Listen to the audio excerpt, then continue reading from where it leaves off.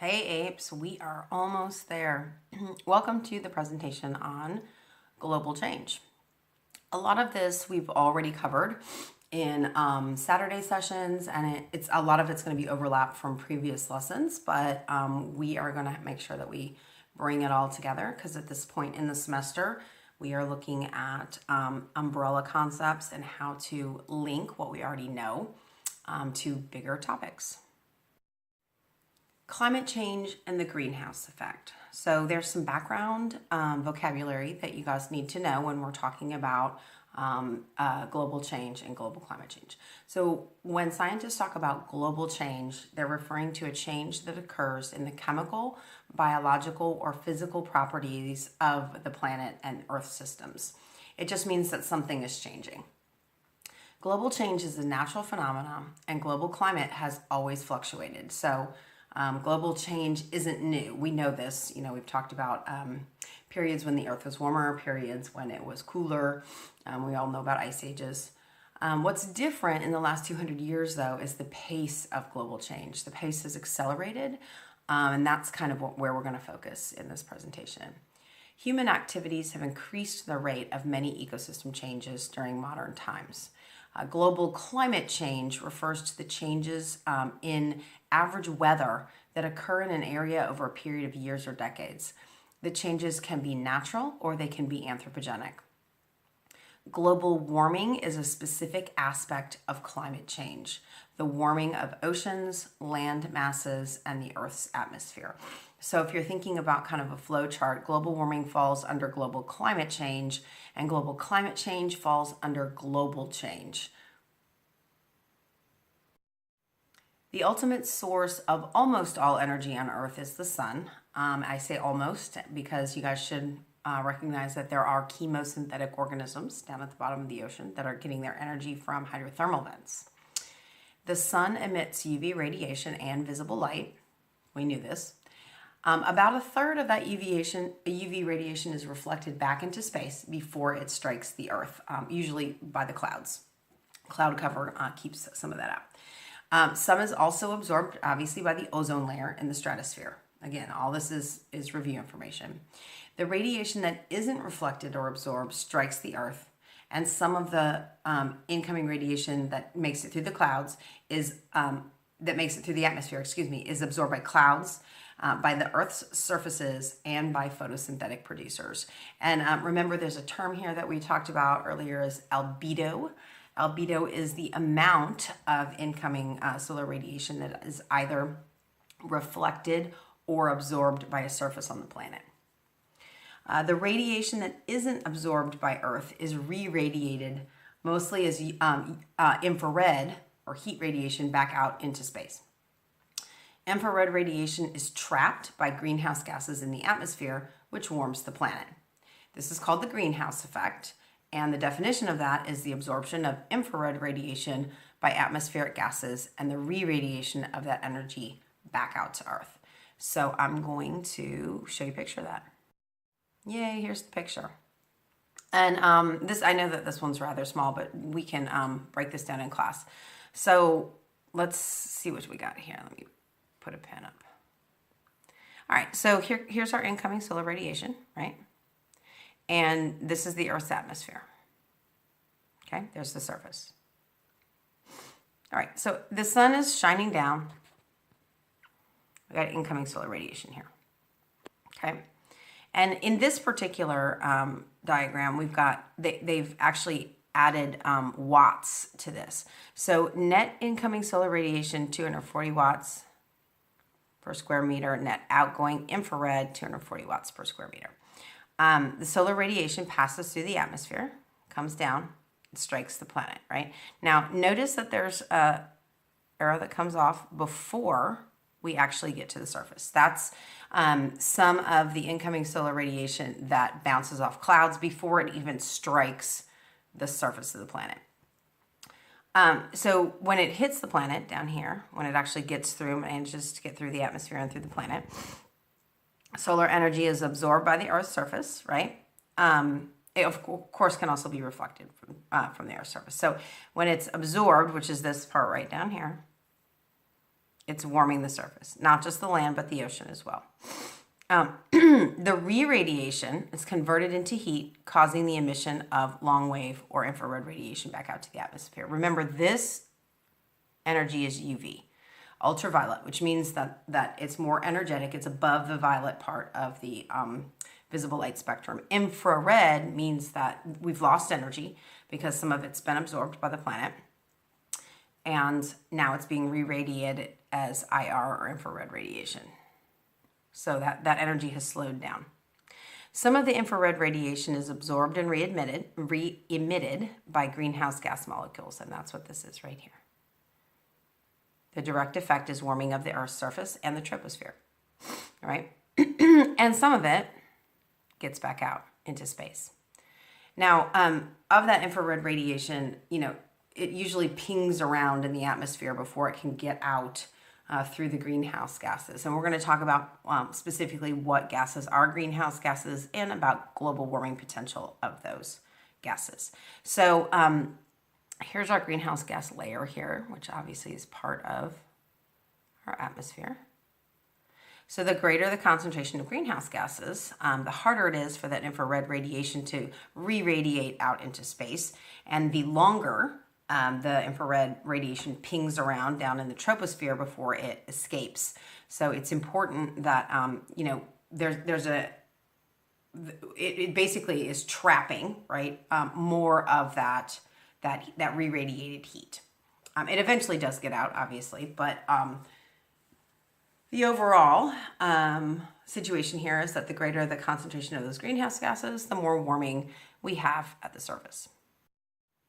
Over the long term, the net energy gain or loss of the sun-earth heating system is zero, and that's what we just saw in the previous slide, that the incoming UV and the outgoing IR balances each other out. But this is over a long term. But in the short term, the inputs may be imbalanced, and that's kind of where we are right now. We've got more heat being trapped than we've got heat re-radiating. So short-term imbalances are the cause of natural variations in the Earth's temperature over time. Please remember that the atmosphere is 78% nitrogen and 21% oxygen, but neither of those gases are greenhouse gases. These are both diatomic and they're very stable. They don't actually deform when hit by UV radiation, so they don't trap heat. Greenhouse gases make up a very small portion of the Earth's atmosphere, not even 1%, less than 1%. Because remember, if 78 plus 21 adds up to 99. So we've got 1% that's other gases, right? But they're not all greenhouse gases. Greenhouse gases make up a small percentage of that 1%. Water vapor is the most common greenhouse gas in the atmosphere. We've got carbon dioxide up there, methane, nitrous oxide, ozone, and chlorofluorocarbons. And those are all heat-trapping gases. Okay, the contribution of a gas to global warming depends on its concentration in the atmosphere and what we call the global warming potential of the gas, which is defined as how much a molecule of the gas can contribute to global warming over a period of 100 years relative to a molecule of CO2. So there's our standard. Whoops, I'm moving stuff around. Okay, so we're 100 years relative to a molecule of CO2. That's what we're pegging it off of. Carbon dioxide, oxides of nitrogen, particularly nitrous oxide, N2O. I'll write that in for you. And methane, chlorofluorocarbons, hydrofluorocarbons, and sulfur hexafluorine are all heat trappers. This right here, carbon dioxide is the most common greenhouse gas in the atmosphere. Remember from the previous slide, it really isn't. Water vapor is the most abundant. But water vapor is not a good heat trapper. While it does trap some heat, it doesn't trap a lot of it. And again, when we're talking about global warming potential, we're pegging off of CO2. So in this scenario, we're talking about CO2 of these gases that can be either natural or anthropogenic. CO2 is the most abundant, but it doesn't trap the most heat. Methane traps about 20 times the heat of carbon dioxide. Nitrous oxide traps about 300 times the heat of carbon dioxide. And hydrofluorocarbons trap about 13,000 times the heat of carbon dioxide.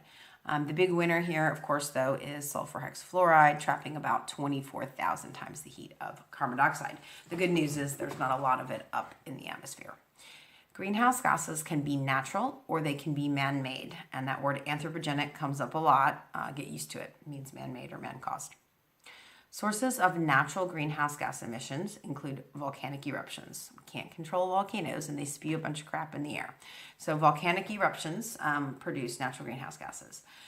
Decomposition of plant and animal matter produces methane, carbon dioxide, and some sulfur compounds, as well as digestion. And we've talked about natural digestive processes from animals, flatulence creates methane here. One of the things that I want to add to source with this decomposition, wetlands, natural wetland environments, because wetlands have vegetative matter that is standing in water, there's a lot of decomposition that happens in wetlands. And so they're a large source of methane and carbon dioxide that is natural greenhouse gas emissions. And then denitrification, which is just a normal part of the nitrogen cycle. Yes, it causes nitrogen pollution and greenhouse gas emissions, but that's not anything that is man-made or that we really need to fuss about. So this is the part that we focus on a lot on apes. So anthropogenic greenhouse gas emissions, meaning this is what man is adding or contributing to the process. So the burning of fossil fuels. Now, methane is not produced during the burning, but it's produced during the extraction. So it's produced during the extraction. When we bring that stuff up out of the ground, we have methane leaks. But carbon dioxide is produced during the burning. And we've got sulfur compounds, particularly hydrogen sulfide, the thing that smells like stinky rotten eggs that comes up out of the ground when we mine it as well. So sulfur, so burning fossil fuels, anthropogenic greenhouse gases. Agricultural practices produce mostly methane. Wet agriculture. So we've got some types of agriculture where vegetative matter is again standing in water, particularly rice farming. Any time, again, you've got vegetative matter standing in water, you're going to have decomposition happening and you get methane production. So there are agricultural practices for wet agriculture, and of course we have animal husbandry, and that's an agricultural practice. Cow farts is what we were talking about here. So when we were talking about plant agriculture and animal agriculture that are both producing methane. Deforestation, we know that deforestation messes with the carbon cycle. And when we cut down trees, we have more carbon that's in the atmosphere because it's not being sequestered in the body of the plants. Landfills produce both carbon dioxide and methane. Remember the link with municipal solid waste and waste to energy with that capture of the methane, because we can burn that. And then the production of new and industrial chemical products. So chlorofluorocarbons, hydrofluorocarbons, again, no natural source of those. And then, of course, sulfur hexafluorine. Here is a graph of U.S. methane emissions by source. So if you take a look at what the biggies are, natural gas and petroleum systems, and this is methane, so this is CH4. This again, methane comes out when we mine natural gas and petroleum. Methane comes out during the mining process. Enteric fermentation is the digestive process. That is methane during the breakdown of food in an intestinal tract of an animal. Landfills, 20%, right? So then we've got some other smaller ones. Coal mining, manure management. Manure management is like manure lagoons for CAFOs. And then about 6% from other sources. So when you're thinking about where the methane is coming from, we're talking really about natural gas, enteric fermentation, digestive processes, and landfills. Those are your takeaways there. Nitrous oxide emissions, so N2O by source. So again, these graphs are not splitting between natural and anthropogenic for the most part. But look at this. Agricultural soil management. 79% of the nitrous oxide emissions is from agriculture. We get some other smaller, obviously much smaller percentages coming in there, but most of the nitrous oxide is coming from agriculture here. This was actually, when I looked at this in terms of percentages for the first time, when I was making this, I was like, wow, it's actually fairly surprising to me. And then carbon dioxide by source. Again, this one's a little bit more varied. We've got electricity production, and this is primarily coal-fired power plants. And then we've got transportation, which is the burning of fossil fuels to make vehicles go, right? We have industry also at 15%. So those are our big ones. Residential and commercial comes in a distant fourth at 10%. So when we're talking about where we can get the most bang for our buck with the reduction of carbon emissions, it's obviously in the electricity sector right there. Okay, evidence for global warming. We've been through this before, and I had you guys map carbon dioxide versus global temperature anomalies for the last 500,000 years. So you should be familiar with this data already, but we're gonna talk about this. So carbon dioxide levels have been rising for the past 6 decades. Much of our knowledge of atmospheric carbon dioxide levels comes from observations began in 1960, well, actually 1958, at Hawaii's Mauna Loa Observatory. So this is a famous graph, and this is shown up in various forms on the APES exam during multiple years. So the first thing to notice is that the overall trend obviously is upward here. Here's our starting, and this is, I think, going through 2015. Look at the date there. The black line is the trend line, the average line, and then the up and down, the red zigzags, is seasonal variations. Mauna Loa, Hawaii is in the northern hemisphere, so this is when we're talking about carbon dioxide is part of photosynthesis and cellular respiration. It's gas that's used and emitted, right? So during the summertime, spring and summer, when the plants have leaves, your carbon dioxide level is going to drop because photosynthesis is increasing. During the winter, right, when the plants don't have leaves, the carbon dioxide levels are going to rise because there's less photosynthetic activity. So these zigzag reds that you see along that trend line are seasonal variations in carbon dioxide content due to increased or decreased photosynthetic activity. The United Nations and the World Meteorological Organization created the IPCC, the Intergovernmental Panel on Climate Change, in 1988. IPCC is an organization of about 3,000 climate scientists gathered from around the world. So it's a multinational organization. And their job is to understand the details of the global warming system, which is a pretty big job because it's really complex, the effects of climate change on biodiversity, and energy fluxes in the ecosystems, as well as the economic and social effects of climate change. Excuse me. The IPCC is, it's been criticized quite a bit in terms of the IPCC puts out a report about the state of the climate every few years, and people who are global warming skeptics or who are critical of the IPCC reports have a lot to say about it. But one of the things that I want to stress to you is that these guys are climate scientists. There's over 3,000 of them on the panel, and they're from around the world. So this isn't just one or two guys. It's not based on opinion. It's based on a metadata analysis of research studies that had gone on in the 5 years previously. So these aren't guesses. These are research-backed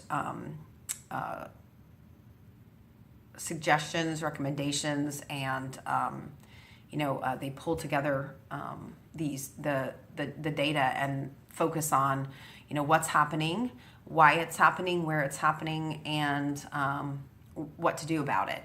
So it's a pretty big report and pretty important. We learned a lot from it. Carbon dioxide emissions vary by country.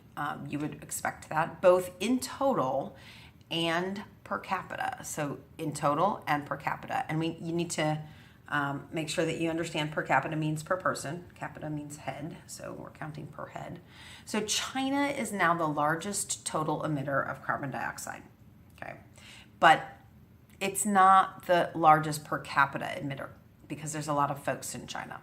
So the largest carbon dioxide emitter per capita is now the UAE, the United Arab Emirates.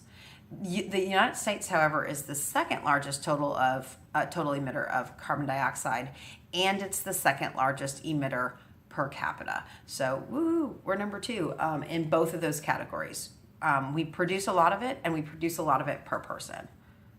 I'm going to show you a graph on the next page. There's your graph. This is a tiny bit hard to see, and I struggled to find a graph that I liked that showed this kind of side by side.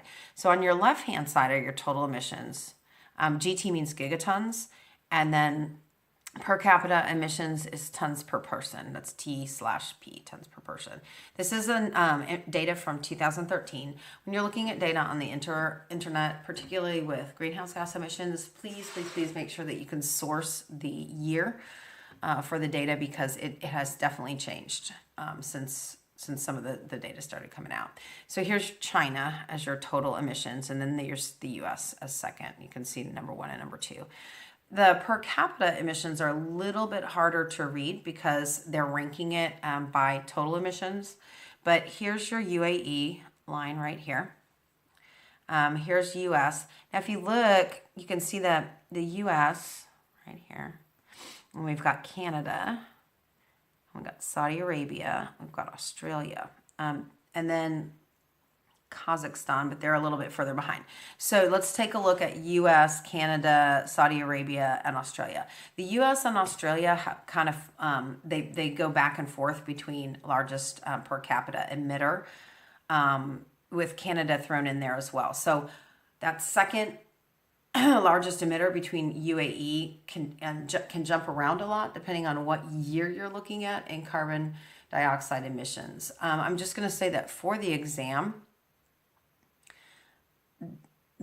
although we cover international topics, a lot of the focus is on the United States. So the takeaway for carbon dioxide emissions is that we are the second largest total emission emitter of carbon dioxide, and that we're pretty high. We're either second or third, depending on what year you're looking at, in per capita emissions as well. That means that we have a lot to do in terms of getting control of our carbon emissions.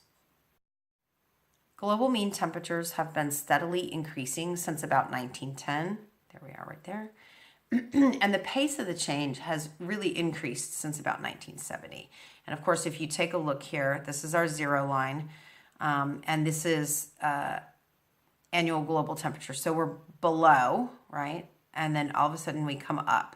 And you get some variation here in the 1940s to about 1940 to 1970. But overall, the trend from 1970 on has been exponential growth.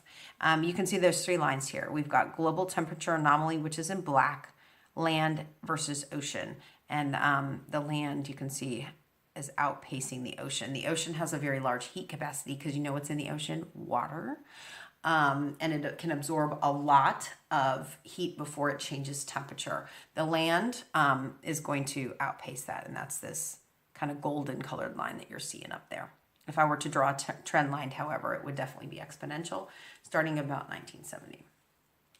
Temperature anomalies are not evenly distributed across the planet. When you look overall, the Arctic has experienced the greatest degree of warming, and there's lots of ecosystem implications that go along with a warming Arctic. Proxy measures for estimating global temperatures and greenhouse gas concentrations over the past 500,000 years. We've already talked about ice cores, but let's kind of examine, again, remember we have to, in order to do this data, we have to look at climate data from a long time ago. So obviously no one was around 500,000 years ago making estimates. I mean, people were around, but we weren't making climate estimates. So how do we get this data? Well, one of the ways that we do it is to study foraminifera, which are tiny marine creatures with hard shells. Different species of foraminifera prefer different water temperatures. Some like cooler temperatures, some like warmer water temperatures. So and there's a lot of them in the ocean. So we pull up sediment cores from the bottom of the ocean, and we identify the predominant species in these sedimentary layers. So from that, we can infer past ocean temperatures, the distribution of species. Are the warm water ones predominant? Are the cooler water ones predominant? And we can get an idea of ocean temperatures in the past. And then, of course, air bubbles and ice cores. As snow is laid down in cooler regions under pressure, it turns into ice, and the air bubbles that form in that ice preserve a tiny sample of the atmosphere that existed when the ice was formed. So scientists can measure the concentrations of greenhouse gases that are present in these tiny little bubbles. Also, something we haven't talked about, ice cores are used in a different way. We measure oxygen isotopes in those tiny bubbles as well.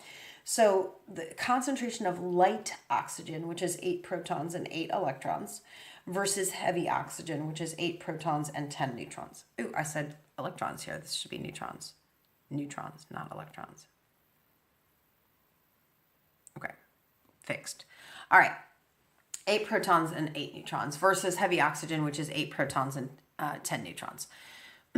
So ice formed in warmer temperatures has more heavy oxygen than ice that's formed in colder periods. So by measuring, again, the balance of oxygen isotopes in those air bubbles, we can get an idea of climate in previous years.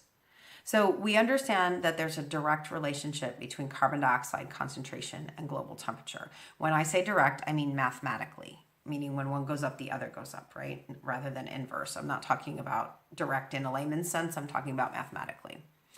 So here's the deal, though. The nature of the relationship is kind of unclear. It's kind of murky. Just because something varies in direct proportion doesn't tell you causality, and that's the problem. So did these periods of increased carbon dioxide cause the increased temperature, or did the period of increased temperature cause increased carbon dioxide production? Simple data cannot tell us that. We have some ideas on that, obviously, and your book goes into those. Also, does the amount of incoming solar radiation play a role? And what feedback loops are at work in this process?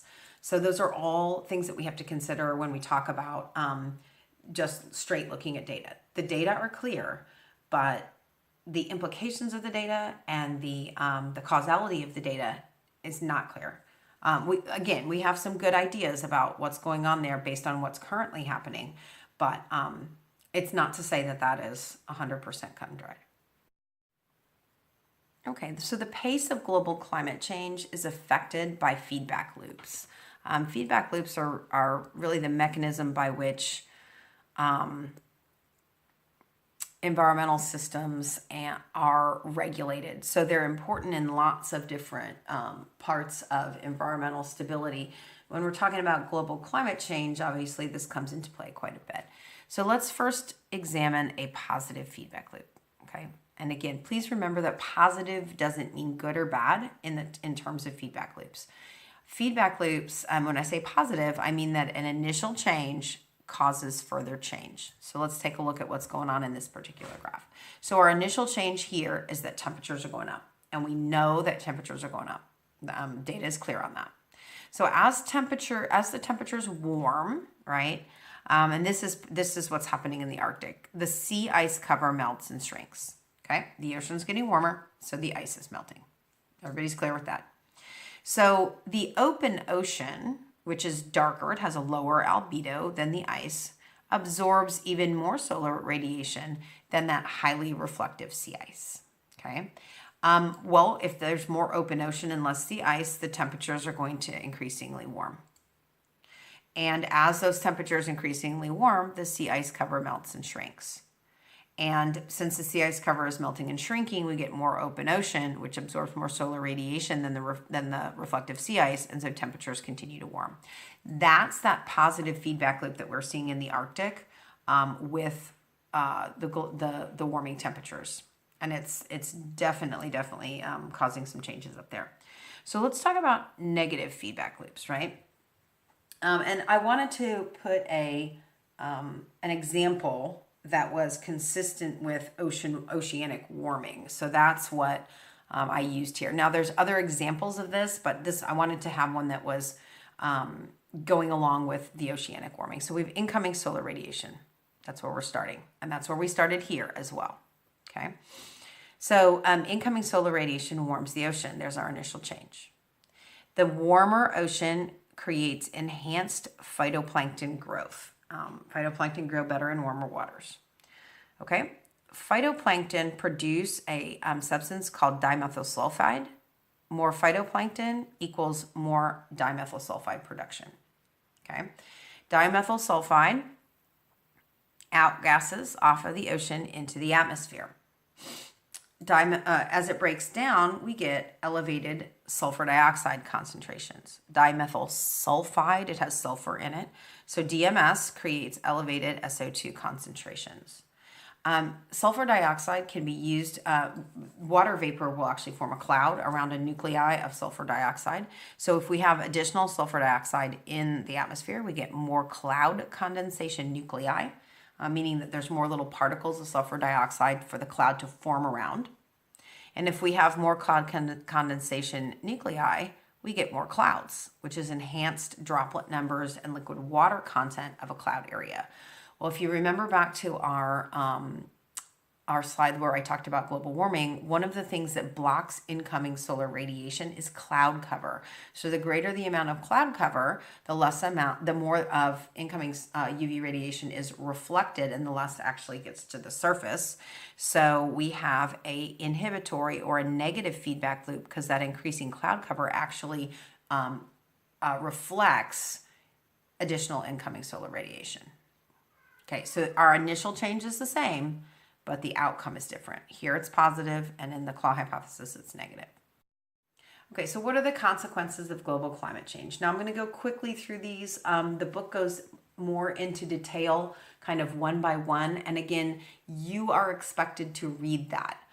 When I say reduce polar sea and land ice, the previous slide when we talked about the temperatures warming and the sea ice melting and the open ocean, the positive feedback loop there, you're expected to be able to know that. I'm going to go along with going through them very quickly, but you must read to get this. So if you're relying simply on this lecture, please don't. Please go back and read. So reduce polar sea and land ice, shrinking glaciers. Remember chasing ice. We talked about the science behind that. Melting permafrost. This has got a lot of folks pretty concerned because permafrost is vegetative matter that's got frozen water in it. Well, if the water warms, right, and it's no longer frozen, then we have vegetative matter sitting in actual water, right? There's a whole bunch of methane that's trapped in that permafrost. And when you guys know that methane traps a lot of heat, so if we have a whole bunch of methane, either production or release, we may end up with what they call runaway climate change, or a very, very, very rapid increase in climate change effects. So melting permafrost, particularly in the Arctic, rising sea levels, both total volume of the sea, because we have land ice that is melting and flowing into the ocean. So that's water that was not previously in the ocean going into the ocean. And of course, the expansion of the ocean due to heat. So thermal expansion of the ocean. More extremes of weather, meaning that hot waves are going to be hotter and cold spells are going to be colder. Increased storm intensity. So it's not going to increase the frequency of storms necessarily, but it could definitely increase their intensity because warmer waters create stronger storms. Changed global precipitation patterns. Dry areas get drier, wet areas get wetter. Shifting ocean currents. And again, one of the shifting ocean current things here is we've got the influx of fresh water in the Arctic area from the melting Greenland ice sheets. So as that water melts and flows into the ocean, that fresh water has a different density than salt water. Remember we talked about global thermohaline circulation,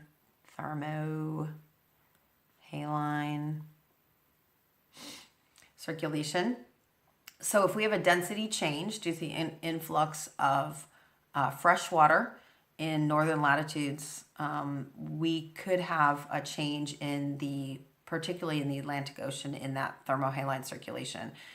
This would mean that it could potentially make Europe colder, plunge it into a mini ice age. because it's shutting down that transport of heat from the equator, because the density differences are not causing the circulation to function correctly. Major agricultural shifts. What we mean by that is as temperatures change globally, what used to be grown in some areas can no longer be grown, and what couldn't be grown in other colder areas can now be grown. One of the things that we talked about and I mentioned in passing is that you can now grow what used to be Mediterranean crops only, you can now grow them in England. Well, England was traditionally too cold, but not so much anymore. And now the Mediterranean area is too hot for things like olives. Is it still grown there? Yes, but we're seeing a shift of our agricultural regions. Increased incidence of tropical diseases into new areas. Places that used to have freezes that would kill off disease vectors like fleas and mosquitoes. Those freezes either come later or they don't come at all, or they're not as intense.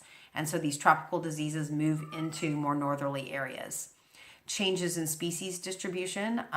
Species that are not cannot adapt or are not tolerant to changing conditions, they're going to move either probably northward, generally speaking. But there's a map in your book again of forest cover and certain forest species in North America. The distribution of trees has definitely been changing, both due to precipitation patterns and due to climate. And of course, the loss of biodiversity. Species that are not able to adapt to changing environmental conditions or who have low genetic variability are at risk of going extinct. So legislation that deals with global climate change, the Kyoto Protocol of 1997. This is a multilateral agreement that sets a goal for global emissions of greenhouse gases from all industrialized countries to be reduced by 5.2% below their 1990 levels by 2012. This did not happen. The U.S. is not a signatory of the Kyoto Protocol for both good and not so great reasons. And in your book details those. There were legitimate reasons for us to say this is not really in our best interest, but there were also some selfish reasons as well. So please be sure to read those. The Kyoto Protocol is grounded in the precautionary principle, and we've talked about this before. There's sufficient evidence to suggest that human activities are causing global climate change, and so that we should take measures. That's the precautionary principle, right? Two ways that humans can take measures to reduce global climate change is to stabilize greenhouse gas emissions or to try to remove greenhouse gases that are already present in the atmosphere. Carbon sequestration is an approach to stabilizing greenhouse gas emissions already in the atmosphere by removing carbon dioxide. So how could we do this? Well, we could, and again, the technology on this is still evolving. We could do carbon capture with machines that do that, and then the storing of carbon in agricultural soils, the retiring of agricultural land, meaning that it's no longer being used for agriculture, and letting it go through secondary succession, meaning that we're increasing the biodiversity, increasing the plant biomass, which increases the amount of carbon that the soil can sequester, as well as increasing the amount of carbon that is sequestered in plants. So if we retire agricultural land and let it become, what it was before, let it go through secondary succession, we're going to decrease the amount of carbon in the atmosphere and increase the amount of carbon sequestration. Carbon captured from the air, again through carbon capturing technology, and also from carbon dioxide being released from coal-fired power plants, can be compressed and pumped into abandoned oil wells or into the deep ocean. And this is the one that's really been receiving a fair amount of attention and a fair amount of focus technology-wise. How can we capture carbon and solidify it under pressure and then put it somewhere? I've mostly heard of deep ocean sequestration, but apparently there's also, solidifying it under pressure and putting it into abandoned oil wells as well. So again, since we're not, generally in the U.S., we don't really operate most of what we do on the precautionary principle. We've been slow to kind of pick up on this and some of the ideas behind the Kyoto Protocol, and we're still not a signatory. Okay, that's it.